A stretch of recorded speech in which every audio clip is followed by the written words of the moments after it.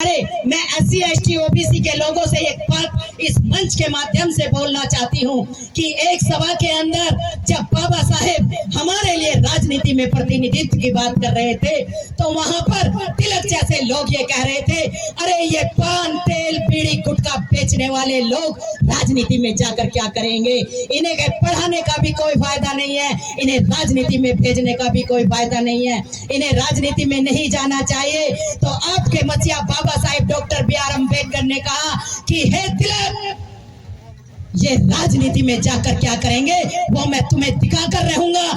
जिस दिन इस SC ST OBC में एकता होगी, संगठन होंगे, तो आप जैसे लोग, हे तिलक, तेरे जैसे लोग इस SC ST OBC के लोगों के जूतों के फीते बांधने में गर्व महसूस करेंगे।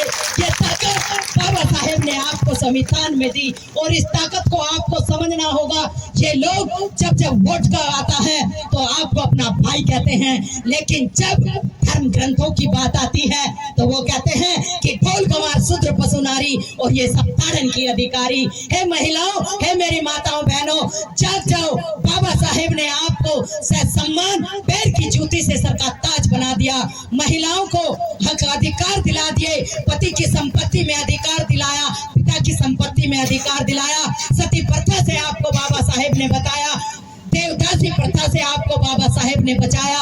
अपने 4-4 बच्चों का बलिदान करके बाबा साहेब ने हिंदू कोड बिल तुम्हारे नाम कर दिया और पुरुषों से भी चावा तुम्हें इस देश की शासक बाबा साहेब ने बना दिया। अगर इस जम्बूद्वीप को जम्बूद्वीप आपको बनाना है तो मैं इस मंच के माध्यम से मैं छोटी सी कार्य करता हूँ। मैं बाबा साहेब के मिशन को लेकर चल रही हूँ। मैं भी घूंघट की आड़ में घर में रहती थी, घर का काम करती थी, लेकिन सायरा जी ने ये माइक मेरे हाथ में सौंपा और मैंने बाबा साहेब और महापुरुषों को पढ़ना शुरू किया। आज आपकी इस बेटी को, आपकी इस बहन को पूरे भारत में नहीं वर्ल्ड में जाना जाता है। भीम शेरनी के नाम से मेरी पहचान बनी। मात्र मैं बाबा साहेब और अपने भगवान बुद्ध के मिशन को लेकर जो ये काम छोटा सा कर रही हूँ, लेकिन ये काम छोटा नहीं है। जब हम इस बात की व्याख्या करते हैं कि ढोल गंवार शूद्र पशु नारी, तुलसीदास जी ने ये लिख दिया तो इन लोगों के मन में बड़ी आग लग जाती है। और जब बिहार के शिक्षा मंत्री हमारे डॉक्टर चंद्रशेखर जी को भी मारने की धमकी दी जाती है, ये कहा जाता है कि उन्हें 10 लाख का इनाम देंगे।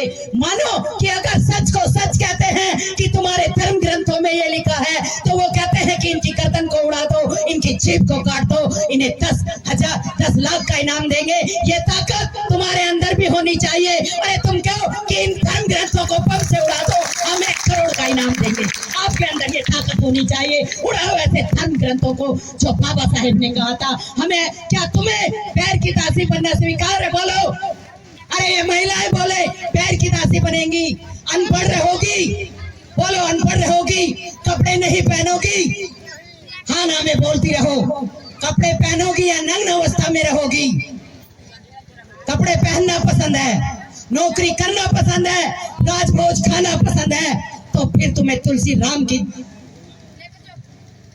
तुलसीदास की रामायण को छोड़ना पड़ेगा। और तुलसीदास की रामायण को छोड़ने के लिए आपको इस मनुवादी व्यवस्था को ठोकर मारनी पड़ेगी। सारे 30 त्योहार हिंदुओं के आपको छोड़ने पड़ेंगे। जम्बूद्वीप को जम्बूद्वीप तभी बनाया जा सकता है जब इस पाखंडवादी व्यवस्था को छोड़कर बुद्ध की शरण में आओगे। सम्राट अशोक की जयंती नवमी के दिन जो अभी कल गई है वो महान सम्राट अशोक का जन्मदिन है।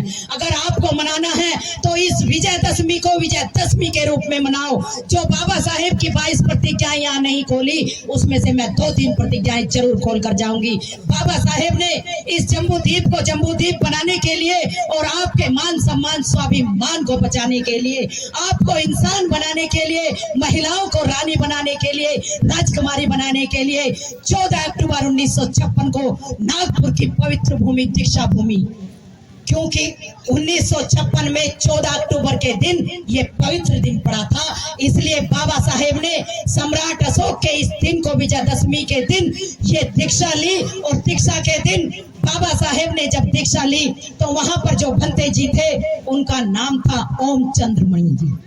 उनके कहने से पहले बाबा साहेब को जब 22 प्रतिज्ञाएं दिलाई तो उसमें पहली प्रतिज्ञा बहुत सारे लोग खोल कर नहीं बताते, लेकिन मैं बताऊंगी क्योंकि मैं इस पाखंडवादी व्यवस्था को ठोकर मारती हूँ। मैं ब्रह्मा विष्णु महेश को ईश्वरीय अवतार नहीं मानूंगा।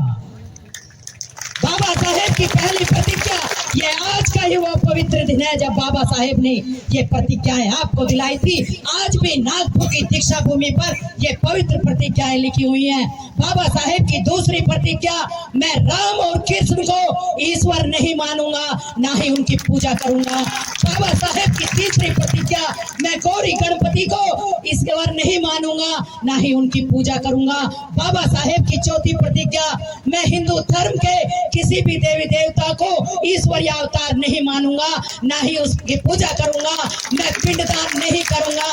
बाबा साहेब की पांचवी प्रतिज्ञा, मैं बौद्ध धर्म के नियमों के अनुसार अपने जीवन का यापन करूंगा और बौद्ध धर्म के अनुसार ही अपने लोगों से उनके जीवन का उद्धार करवाऊंगा। तो आज आप यहाँ से त्रिशरण पंचशील और ये पांचों प्रतिज्ञाएं मानने के लिए तैयार हो? बोलो। अरे ये प्रतिज्ञाएं खोली नहीं तो कितनी महिलाएं मानेंगी? जरा हाथ ऊपर करो। तो करवा चौथ नहीं मनेगी। करवा चौथ आ रही है, आपको करवा चौथ छोड़नी पड़ेगी जब ये अखंड भारत की शुरुआत होगी। अरे इस अखंड भारत को अखंड बनाने के लिए अभी मेरे भाई जो इतना सुंदर संचालन कर रहे हैं, मैं सैल्यूट मारती हूँ उनको भी।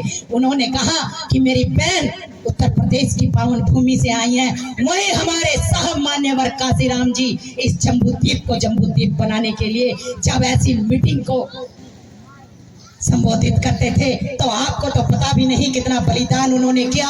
उन्होंने एक अधिकारी पद से अधिकारी पद को ठोकर मारकर इस बहुजन समाज को जगाने के लिए अपने पद को ठोकर मारने के साथ साथ साइकिल वो जाते थे और कभी कभी उनके हाथ में साइकिल भी नहीं होती थी, उनके बदन पर कपड़ा नहीं होता था। एक मीटिंग में वो लाहौर के अंदर ही जा रहे थे, तो जब वो किसी के घर में ठहरे, आज हम सुंदर सुंदर कपड़ा पहनकर बैठते हैं, जब वो किसी के घर में बैठे तो सुबह नहाने के लिए कहा कि साहब आप स्नान कर लो, तो उनके जो कमीज के नीचे का बनियान था वो फटा हुआ था। आप जान लो, वैसे ही इन लोगों को नहीं घर में पूजा जाता, वैसे ही इन लोगों के घर में फोटो नहीं लगी। वो दिखा नहीं रहे थे, वो नहाने के लिए मना करने लगे कि मैं नहा लूंगा। नहीं साहब, आप नहा के सभा में चलना। और जब उन्होंने कपड़े उतारे तो वो उनका बनियान फटा हुआ था, उनका अंडरवियर फटा हुआ था। जब वहां उन्होंने देखा, घर के मालिक ने देखा